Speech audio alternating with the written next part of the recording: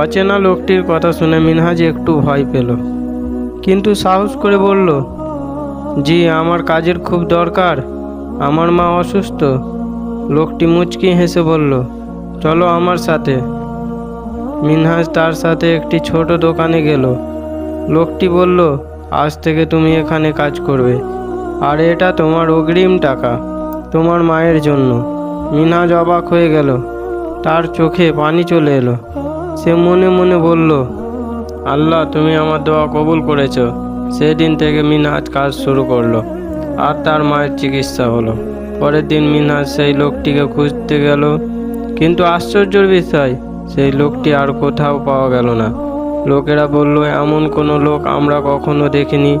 মিনহাজ তখন বুঝে গেল, এটা ছিল আল্লাহর পক্ষ থেকে অদৃশ্য সাহায্য। শিক্ষা: যে ব্যক্তি আল্লাহর ওপর ভরসা রাখে, আল্লাহ তার জন্য এমনভাবে সাহায্য পাঠান যা সে কল্পনাও করতে পারে না।